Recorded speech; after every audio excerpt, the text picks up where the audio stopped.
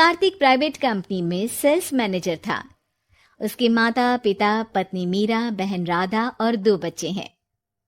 एक दिन मीरा कहती है, कार्तिक, बच्चों के स्कूल में एनुअल फंक्शन के लिए 2000 जमा करने पड़ेंगे। अरे अभी कुछ दिन पहले ही तो 10,000 जमा किए थे ना। हाँ, वो तो फीस और प्रोजेक्ट के पैसे जमा किए थे। अभी तो अगले महीने एडमिशन फीस और किताबों के पैसे भी जमा करवाने पड़ेंगे। 40 से 50 हजार का खर्चा है। मीरा, इतनी तो सैलरी भी नहीं है मेरी, ऐसे कैसे काम चलेगा? तो मैं क्या करूं? बच्चे को सरकारी स्कूल में डाल दूं? मीरा, तुम जानती हो ना, मैं मुश्किल से 35 से 40 हजार ही कमा पाता हूँ। इस घर के खर्चे दिन ब दिन बढ़ते जा रहे हैं, थोड़ा कंट्रोल करो ना। क्या खाना और कपड़े पहनना भी बंद कर दूं? मैं ऐसा नहीं कह रहा हूं मीरा। तुम जानती हो राधा का भी पोस्ट ग्रेजुएशन पूरा होने वाला है। घर के खर्चों के साथ उसकी शादी की जिम्मेदारी भी उठानी है। मेरे बच्चों की पढ़ाई से ज्यादा इंपॉर्टेंट राधा की शादी है, तो करो जो मन में आए। मैं बोझ लगती हूँ तो मैं बच्चों के साथ अपने मायके चली जाती हूँ। तुम्हारी सारी मुसीबतें ही खत्म हो जाएगी। मीरा, मुझसे बहस मत करो। सुबह सुबह ऑफिस जाने के टाइम पर ही कलेश करके दिन मत खराब करो।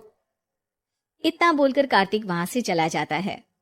तभी, कार्तिक बेटा, ऑफिस जा रहे हो? मेरी दवाइयां लेते आना। और बेटा, बिजली का भी बिल 2 महीने से जमा नहीं हुआ, इसे भी आज जमा करवा देना। जी पिताजी, लाइए बिजली का बिल। 4,600 रुपए बिजली का बिल आया है। माँ, मीरा, राधा, कितना ज्यादा बिल आया है। भैया, ये 2 महीने का बिल है और मैं तो सिर्फ फोन चार्ज करती हूँ। अरे बेटा, मैं तो गीजर से पानी गर्म करने के अलावा मेरे कमरे में एक पंखा और एक लाइट ही तो जलते हैं। मीरा, तो फिर इतना बिल कैसे आया? हाँ हाँ, सारा इल्जाम मेरे पर ही लगा दो ना। भाभी, आप भी तो एसी चलाती हो, उससे भी बिजली का बिल बहुत ज्यादा आता है ना। एसी मेरे मायके से आई है और वो भी अब सबकी आंखों में खटकने लगी है। मीरा, अपना मुंह बंद करो और आज के बाद तुम एसी नहीं चलाओगी। माँ, आप भी अपना पानी धूप में गर्म करके नहाया करो। कार्तिक ये कहकर घर से ऑफिस के लिए निकल गया। घर से कुछ आगे जाते ही उसकी गाड़ी पंचर हो गई। कार्तिक को पंचर बनवाकर ऑफिस पहुंचने में लेट हो गया। बॉस ने कार्तिक को अपनी कैबिन में बुलाया। may I come in, sir? Come in. बहुत लेट हो तुम। सॉरी सर, कुछ प्रॉब्लम्स की वजह से लेट हो गया। मुझे कुछ नहीं सुनना। तुम्हारा टारगेट कंप्लीट हुआ?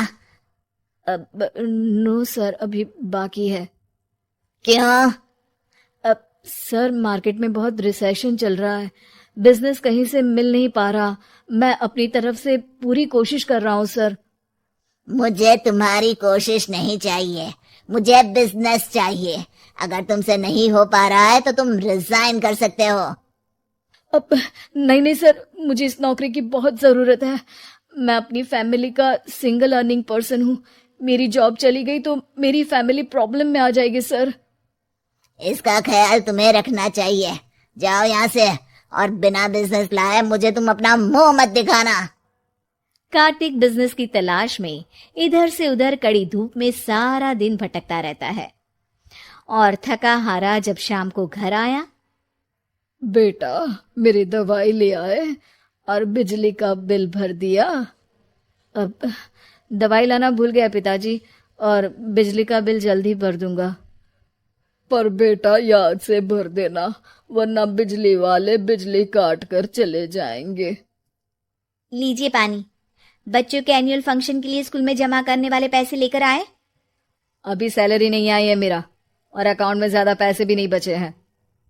तो क्या बच्चों को स्कूल भेजना बंद कर दूं? बच्चे अगर इस साल एनुअल फंक्शन नहीं अटेंड करेंगे तो कोई पहाड़ नहीं टूट पड़ेगा। और अब तुम मेरा दिमाग खाना बंद करो। अरे, आप मुझ पर क्यों चिल्ला रहे हैं? कार्तिक गुस्से में घर से बाहर चला जाता है। अब मीरा रोने लगती है। भाभी, आप रोइए मत,